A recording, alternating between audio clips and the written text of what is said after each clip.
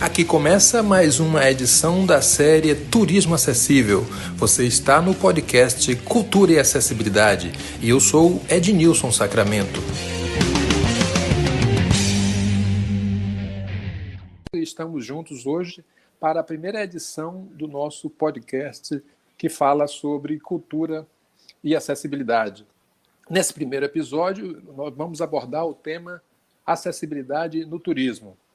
Como disse, eu sou Ednilson Sacramento, sou uma pessoa cega, sou um homem negro, tenho pele clara, cabelos cortados rentes, grisalhos, e atuo como jornalista e consultor em acessibilidade cultural, consultor em audiodescrição.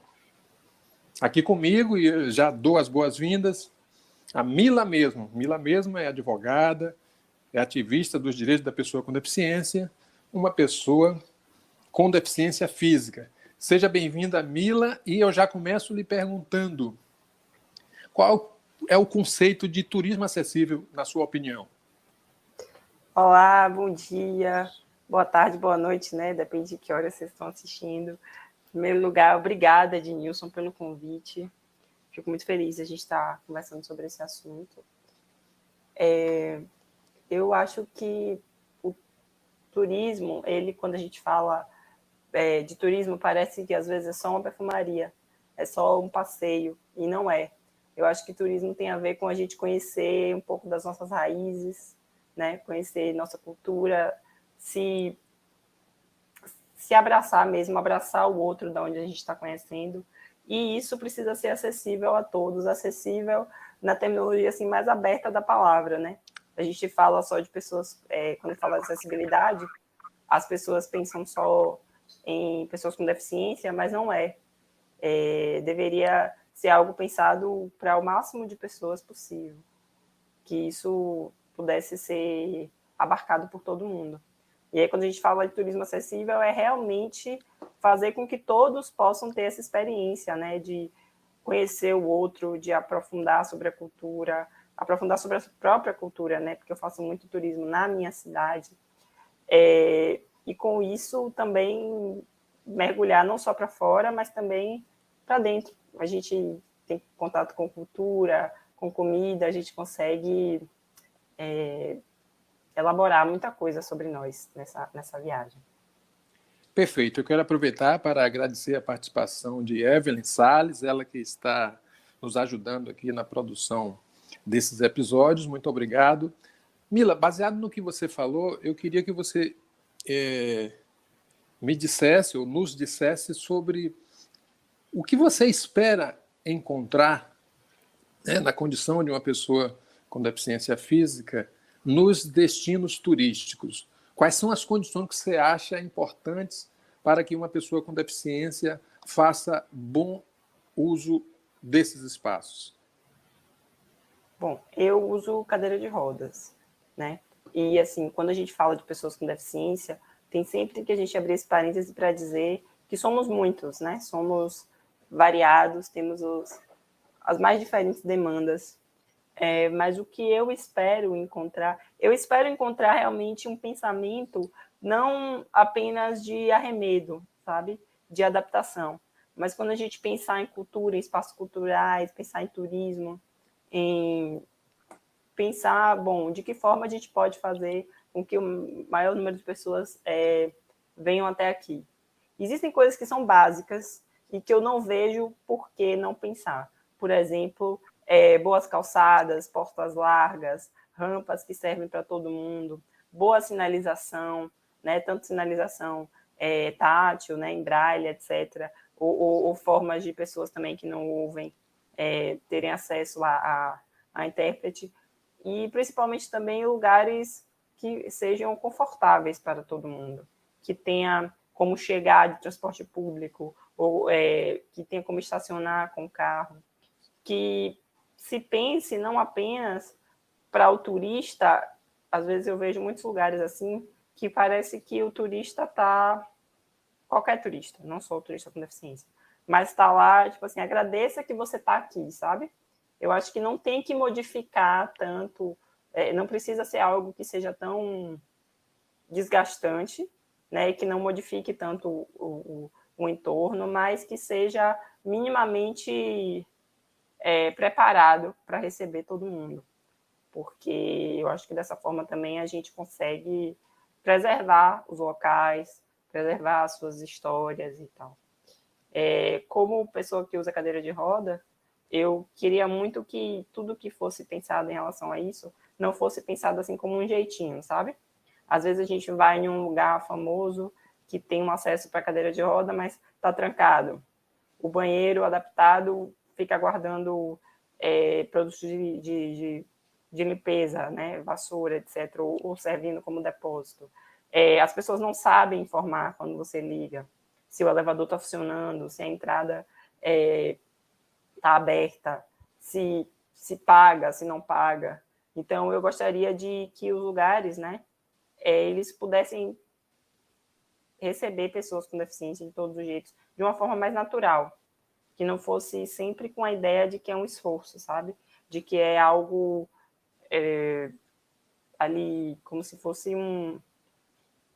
sei lá, uma coisa muito especial, uma coisa muito diferente. Tem que ser corriqueiro, porque a gente tem o mesmo direito de conhecer esses lugares do que as outras pessoas.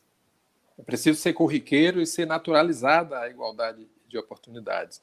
Bom, Mila, turismo e viagem são duas palavras que andam de mãos dadas, e eu sei que você naturalmente gosta muito de viajar. Eu queria que você falasse um pouco sobre o seu trabalho de divulgação de espaços acessíveis. Eu sei que você tem um perfil no Instagram e também divulga bastante as questões do turismo acessível.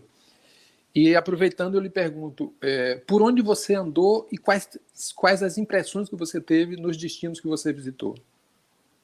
Bom, eu tenho uma página, né, o Bora Mesmo.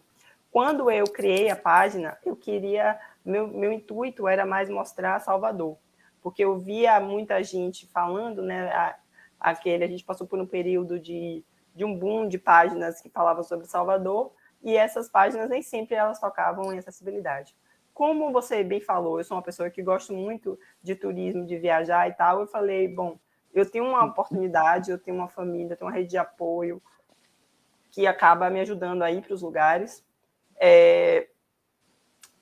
Eu quero que as pessoas conheçam Salvador do jeito que eu conheço, que entenda onde é que dá para ir, onde é que não dá, e também incentivar lugares a serem mais acessíveis, para eles entenderem que quando eles são acessíveis é melhor para todo mundo. Foi essa a minha intenção. E a minha intenção maior era expandir isso. Eu pensei em fazer um Bora Mesmo Viaja, onde cada vez que eu fosse para algum lugar, eu apresentasse, né, como é esse... Como se dá o turismo acessível nos outros lugares. Até para a gente fazer comparação e mostrar as possibilidades. Minha ideia sempre foi, assim, não que eu vá deixar de denunciar quando não tenha, mas a minha ideia não era apenas mostrar as impossibilidades, porque essas a gente já conhece, Edmilson. Eu acho que você, como pessoa cega, também já sabe quais são os desafios que a gente encontra. E a gente está o tempo todo falando desses desafios. E às vezes parece que é como se a vida cheia de desafios fosse o natural de pessoas com deficiência. As pessoas sem deficiência, elas acabam naturalizando essa ideia e dizendo assim, é muito difícil mesmo, não dá para fazer. Então, a minha ideia era mostrar quando dá para fazer. Mostrar que há possibilidade sim, e que se às vezes a gente não consegue chegar naquele objetivo, muitas vezes é por falta de vontade, né? É por falta de empenho. Tanto dos lugares públicos, né, quanto dos lugares privados de uso público, que, na lei, devem ser acessíveis. Bom, eu queria... desculpa lhe interromper, eu ia falando das suas viagens. Estou apreensivo para saber por onde você andou. Eu já viajei muito. Assim, como minha página começou em em março de 2019, de lá para cá eu não viajei, porque acabou que em 2019 eu não fui para muitos lugares, e aí depois veio, né, a pandemia, tudo isso que a gente já sabe. Mas eu já viajei bastante pelo Brasil. Eu já estive em vários estados do Nordeste, estive no Rio, São Paulo, Gramado. E para fora do país eu também já viajei. Já estive na Inglaterra, na França, na Itália.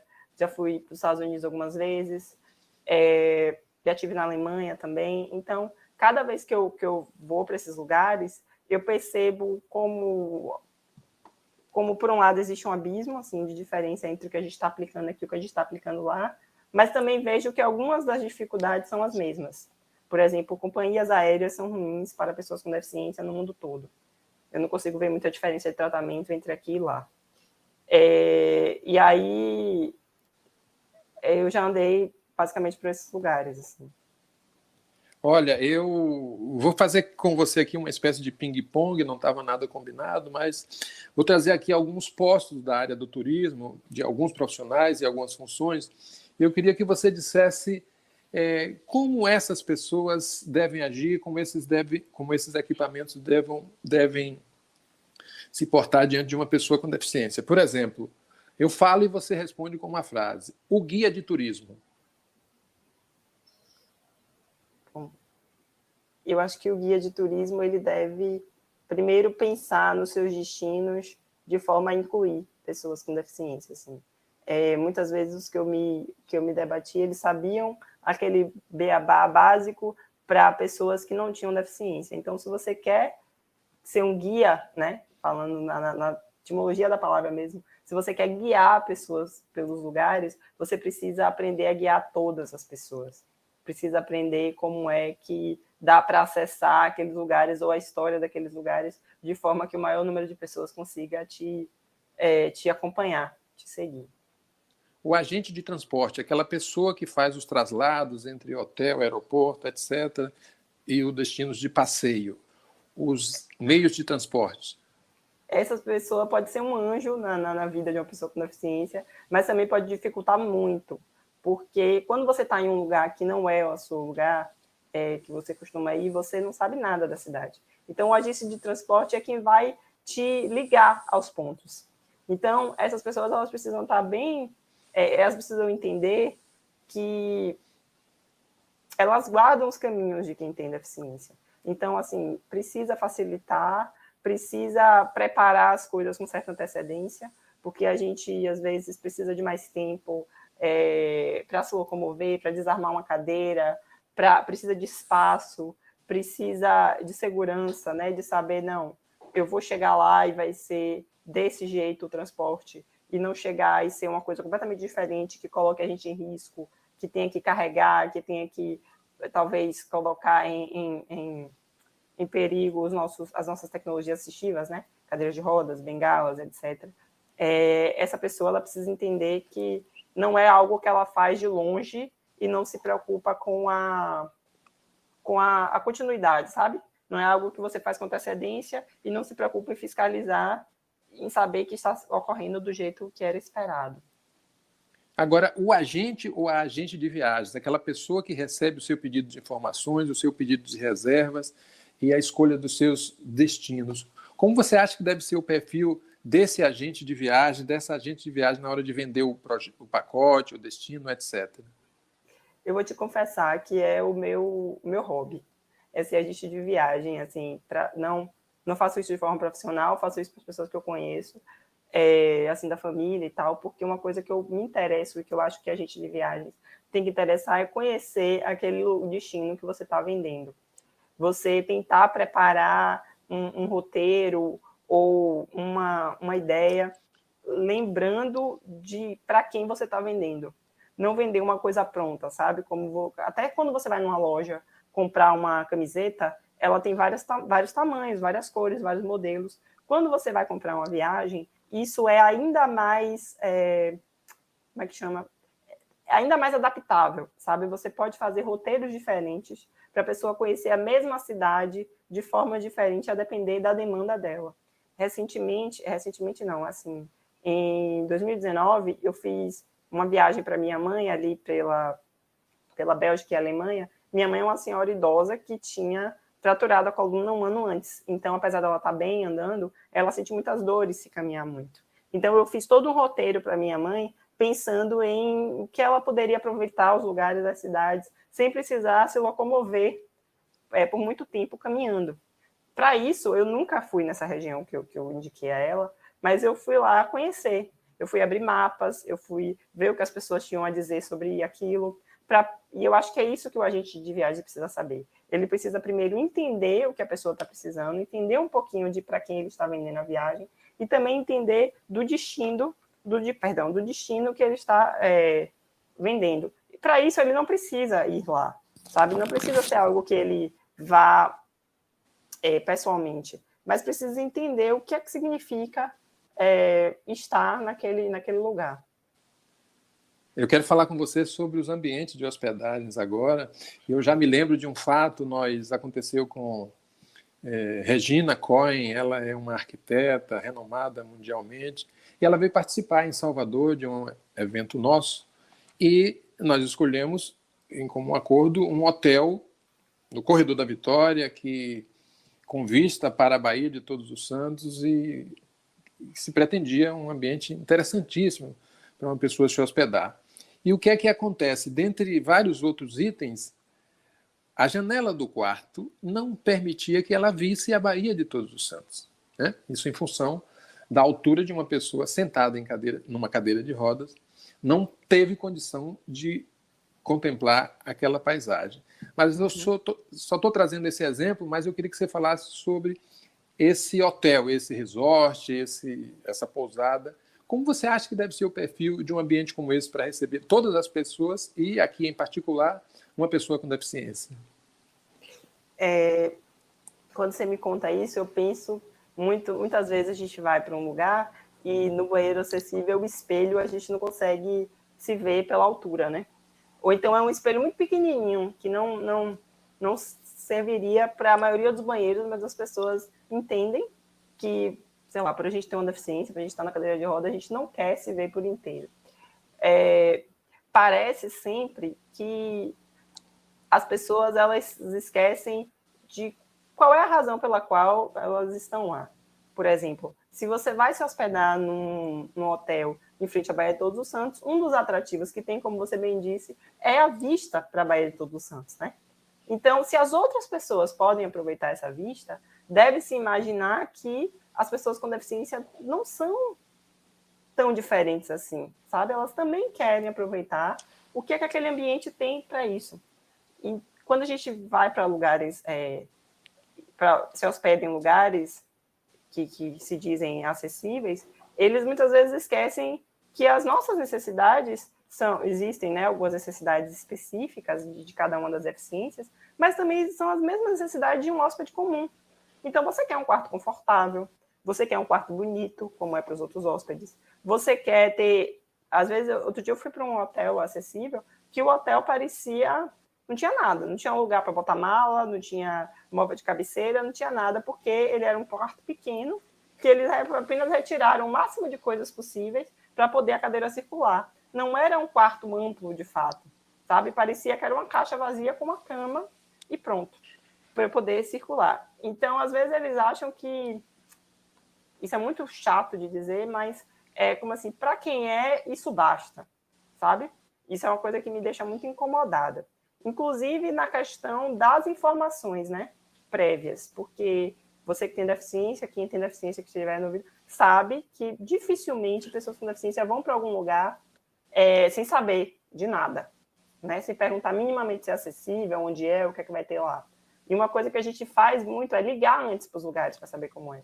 E às vezes, nesse ligar para um lugar de hospedagem, as pessoas mal sabem nos responder o que é que tem no quarto, né?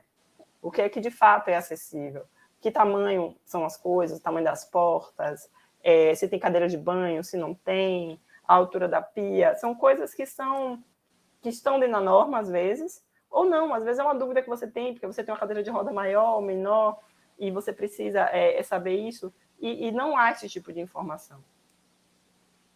Mila, eu queria conversar com você durante 10.000 horas, mas o tempo é curto. Eu queria que você agora repetisse o seu perfil, o perfil da sua página, que fala sobre acessibilidade no turismo, sobre destinos.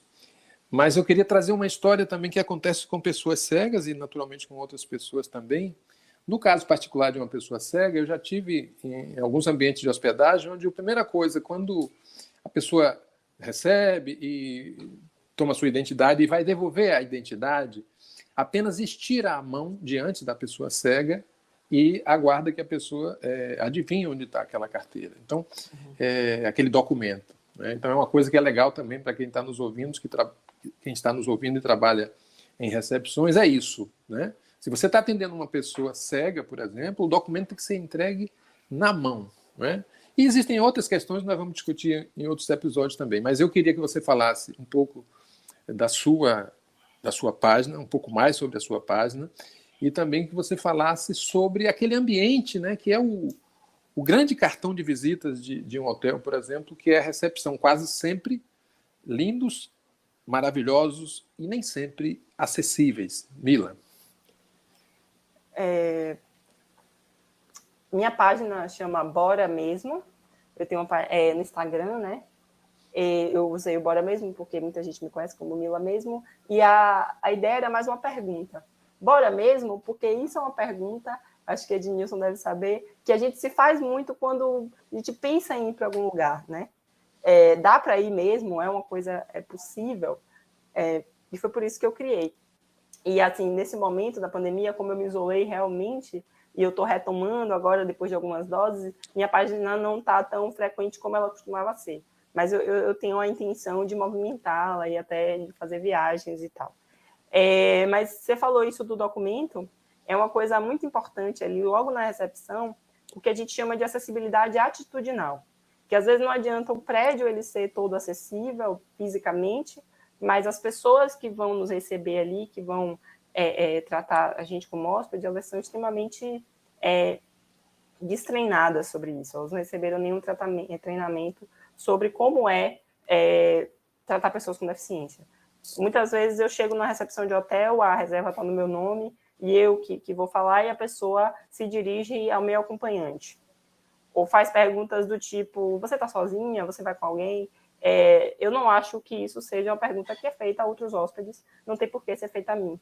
Ou então, quando eu me identifico, né, eu sou advogada, eu me identifico como uma pessoa com deficiência, como uma advogada, eu dou minha carteirinha, as pessoas perguntam, mas você consegue assinar, você consegue preencher?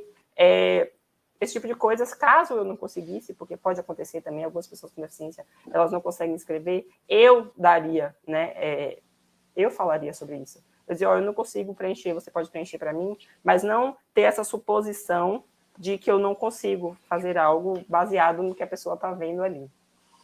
Eu acho que nessas recepções o mais importante, além, né, da parte da acessibilidade física, né, balcões que seja da altura, que a gente possa enxergar, balcões baixos, balcões altos, o balcão de uma altura que sirva para todo mundo.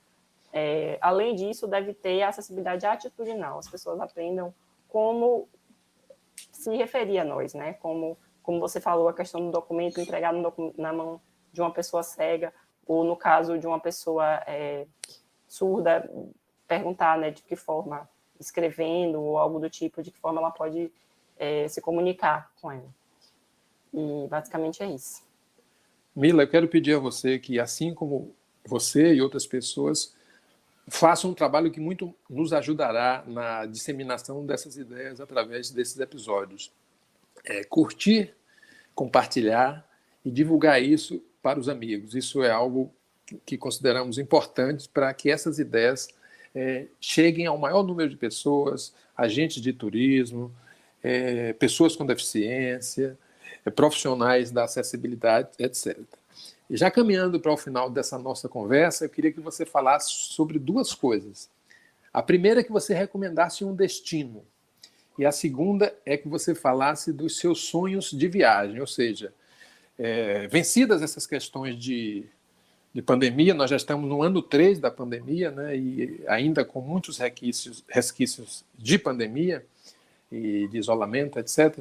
Então eu queria que você falasse um pouco sobre, recomendasse um destino e depois falasse sobre um destino dos seus sonhos, que pode ser também do meu sonho, ou de Evelyn, que está conosco aqui, juntando suas economias para, quem sabe, viajar. Mila. Eu queria agradecer, né, em primeiro lugar, essa oportunidade. Vou curtir, vou compartilhar. Eu adoro as coisas que a Ednilson produz. Mas meu destino dos sonhos, assim, atualmente, é o México. Eu estou com muita vontade de conhecer o México, eu não sei quando eu vou, não tenho ideia, mas eu adoro Frida Kahlo, né? Uma mulher com deficiência que colocou sua marca no mundo mesmo, sua deficiência, e às vezes ela é apagada, né? A deficiência de Frida Kahlo é apagada nos lugares, mas eu quero estar lá na casa dela, perante as obras dela, para poder ver isso e me ver ali naquela, né? Como eu já me vi várias vezes. Então, meu destino atual, assim, eu não sei como está a acessibilidade no México. Estou um pouco com medo de pesquisar, de descobrir, porque eu não quero, né, que esse sonho seja estraçalhado, digamos assim, mas meu destino atual dos sonhos é o México. Bom, em termos de destino, assim, eu vou falar um do Brasil e um de fora, tá? De fora, eu gosto muito de Londres. É um destino que hoje em dia está quase possível, muito, muito, muito caro, né? E a questão das viagens está meio difícil. Mas, assim, quem tiver oportunidade, em termos de acessibilidade, Londres, eu acho que é a cidade mais acessível que eu já conheci. Não só fisicamente, mas as pessoas lá, elas convivem mais, né, com essa questão de acessibilidade por mais tempo. Então, elas têm um preparo maior do que a gente costuma ver nas outras cidades.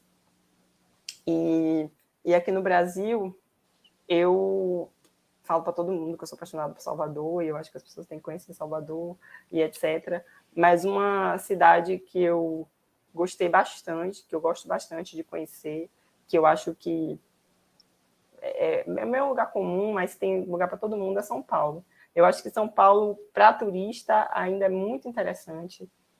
Tem muitos museus, muitas casas de show, muitos espaços culturais que dá para você conhecer. E, em sua maioria, apesar da cidade em si, ela não ser muito acessível, a questão de calçadas e etc., esses lugares acabam sendo mais acessíveis do que outros lugares que eu fui aqui no Brasil. Eu, sempre que posso, assim, eu vou a São Paulo, quando é para ir para um show, alguma coisa assim, porque ele costuma ser mais bem preparado do que outras capitais brasileiras. Você participou dessa conversa comigo e Mila mesmo, e, na minha opinião, nós tivemos uma inauguração, né, um lançamento desse